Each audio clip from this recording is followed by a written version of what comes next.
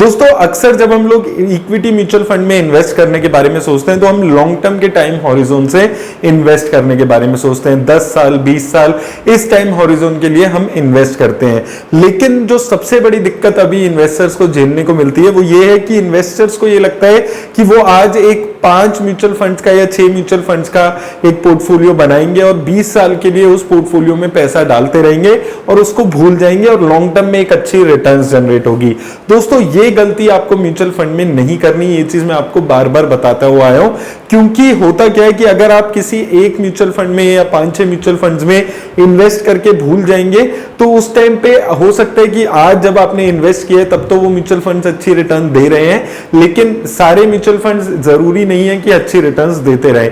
जैसे कि एग्जांपल मैंने हमेशा आपको लेकर बताया है axis long term equity fund का, या उसके अलावा आप आदित्य बिरला सन लाइफ के फंड्स की बात करेंगे, यहां पर आपको 7-8% की ही रिटर्न्स देखने को मिलती हैं अगर आप लॉन्ग टर्म में देखते हैं। एक्सिस लॉन्ग टर्म में आपने 10% की रिटर्न कमाई होती, आदित्य बिरला में 7-7.5% की रिटर्न। तो 7-7.5% की रिटर्न के लिए हम इक्विटी म्यूचुअल फंड में इन्वेस्ट क्यों करेंगे? और अगर कोई म्यूचुअल फंड ऐसी रिटर्न्स देगा तो उससे निकलना जरूरी है, ये आपको समझना है। अब इस बात से रिलेटेड 2 सवाल मेरे पास आते हैं कि क्या कोई ऐसा फंड नहीं है जो हम 20 सालों के लिए 30 सालों के लिए इन्वेस्ट करके छोड़ दें?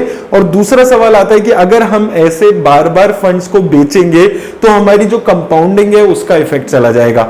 तो पहले मैं आपको ये बताता हूं कि अगर आप म्यूचुअल फंड्स को टाइमली निकलते हैं तो आपका कंपाउंडिंग का इफेक्ट नहीं कम होता। उसके लिए एग्जांपल के लिए आप सोचिए कि आप 5,000 रुपए की एसआईपी शुरू कराते हैं जिसमें आप 10% की रिटर्न्स कमाते हैं 5 सालों के लिए। तो आपका जो कॉर्पस बन गया 5 सालों में वो 3,90,000 के आसपास बन गया।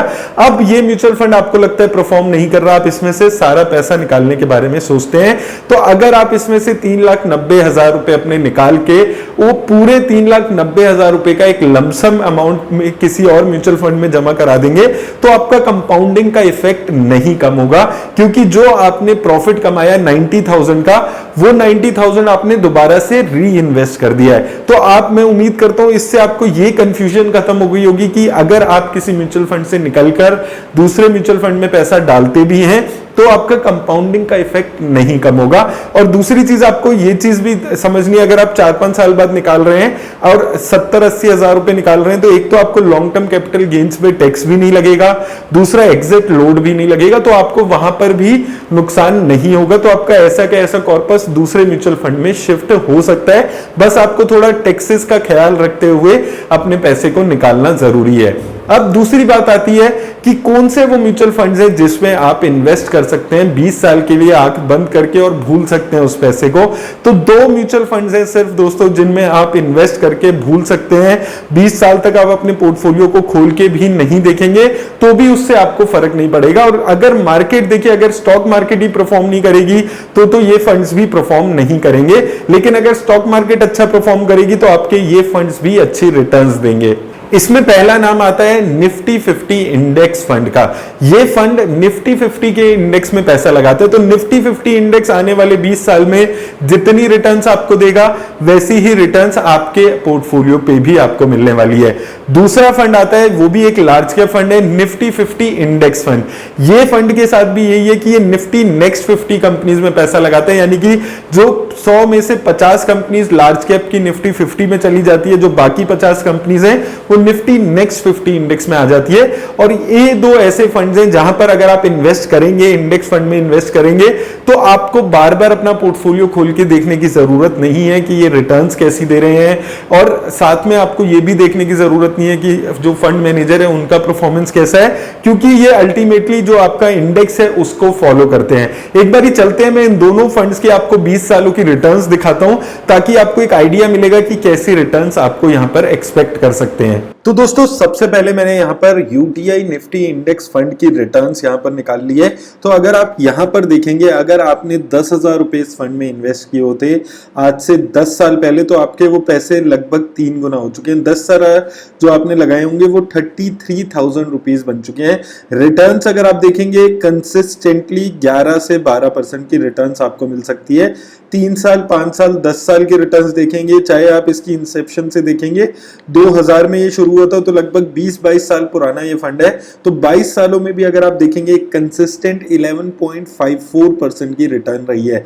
और उससे हुआ क्या, आपके लगाए हुए 10,000 रुपए इस फंड ने 1,15,000 रुपए बना दिए। 1000% की रिटर्न इस फंड ने आपको बनाकर दी है। अब इस फंड में इन्वेस्ट करके आपको करना क्या होगा, आपको कुछ भी यहां पर ज्यादा नहीं करना है, क्योंकि सिंस ये निफ्टी 50 इंडेक्स में पैसा लगा रहे हैं, तो निफ्टी 50 इंडेक्स में जितनी कंपनीज जिस भी प्रोपोर्शन में है उसी हिसाब से आपको रिटर्न्स मिलती हैं। तो एक ये ऐसा फंड है जहां पर आप पैसा लगाकर भूल सकते हैं और आप ये फिक्र छोड़ सकते हैं कि कैसी रिटर्न्स दे रहा है, फंड मैनेजर कैसा कर रहा है, इंडेक्स कैसा परफॉर्म कर रहा है, वो सब की आप चिंता यहां पर छोड़ सकते हैं। दूसरा फंड दोस्तों जिस पे हमने बात की थी वो था निफ्टी नेक्स्ट 50 इंडेक्स फंड। तो यहां पर मैंने निपन इंडिया ETF की रिटर्न्स खोली है जो निफ्टी नेक्स्ट 50 इंडेक्स में पैसा यहां पर लगाता है। तो अगर आप यहां पर भी देखेंगे 10 सालों की रिटर्न्स अगर आप देखेंगे 15% की रिटर्न इसने 10 साल में जनरेट करके दी है। सिंस इंसेप्शन देखेंगे 21% की रिटर्न्स यहां पर है। तो यहां पर भी दोस्तों आपको वही चीज करनी है जो आपने निफ्टी 50 इंडेक्स में किया है अगर आप इन्वेस्ट करते हैं, कि आपको यहां पर बहुत ज्यादा कोई रेगुलरली रिव्यू करने की जरूरत नहीं है। अब आप यहां पर देखिए, अगर आपने 10,000 रुपए इसमें लगाए होते आज से 10 साल पहले, तो वो पैसा इसने 40,000 से ज्यादा का आपका बना दिया होता।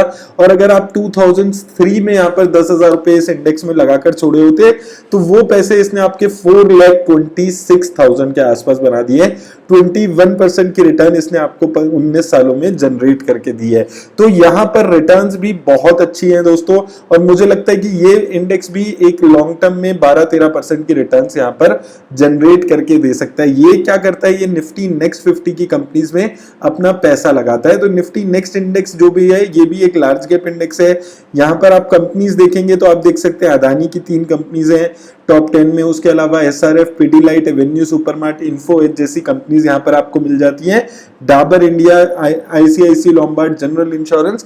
तो यहां पर भी आपको वो सारी चिंता करने की जरूरत नहीं है कि रिटर्न्स कैसी आ रही है, फंड मैनेजर कैसा कर रहा है, बेंचमार्क को बीट कर पा रहा है या नहीं कर पा रहा है। वो सारी टेंशन आपको ऐसे फंड्स में लेने की कोई जरूरत नहीं पड़ेगी, और ना आपको यहां पर रेगुलरली रिव्यू करने की जरूरत है। अब दोस्तों देखिए, आपको एक चीज समझनी है यहां पर कि कोई भी पास्ट की रिटर्न्स ये गारंटी नहीं होती कि फ्यूचर में भी ऐसी ही रिटर्न्स आएंगी।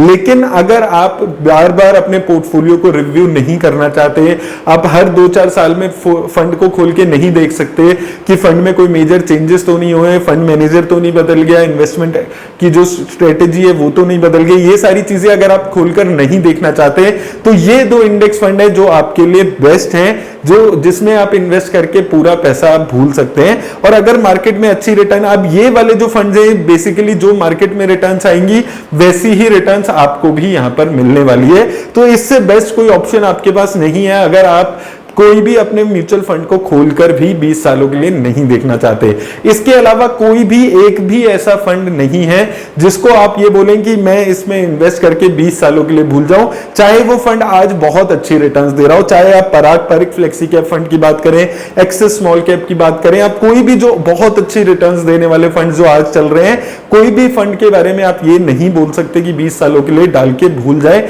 इन सभी फंड्स को आपको रेगुलरली 1-1.5-2 साल में रिव्यू करना जरूरी है, इनकी इन्वेस्टमेंट स्ट्रेटेजी देखनी जरूरी है, तभी आप इन फंड्स में इन्वेस्ट करिए। तो ये चीजें आपको यहां पर समझनी है। इसके अलावा काफी सारे लोग पूछते हैं कि mid cap index, small cap index, तो मैं आपको यही बोलूंगा कि अगर आप मिड कैप या स्मॉल कैप इंडेक्स में पैसा लगाना चाहते हैं, कंपनीज में पैसा लगाना चाहते हैं, तो बेहतर तरीका है कि आप एक्टिव फंड्स में पैसा लगाएं मिड कैप और स्मॉल कैप कैटेगरी में, क्योंकि मिड कैप और स्मॉल कैप कैटेगरी की जो कंपनीज होती हैं वो ऐसी कंपनीज होती हैं जहां पर एक फंड मैनेजर का दिमाग चाहिए कि उनको समझना जरूरी है कि कौन सी स्मॉल कैप कंपनी आने वाले टाइम में अच्छा कर सकती है। तो उस टाइप के कंपनीज में इन्वेस्ट करने के लिए बेटर है कि आप एक्टिव फंड्स में पैसा लगाइए। तो ये चीजों आप ख्याल रखिए, और अगर आपको इन्हीं फंड्स में पैसा लगाकर भूलना है तो ये 2 ऐसे फंड्स मुझे लगते हैं जिनमें आप पैसा लगाकर भूल सकते हैं। तो उम्मीद करता हूं दोस्तों इस वीडियो से आपको हेल्प मिली होगी। मेरी तरफ से बस इतना ही, धन्यवाद।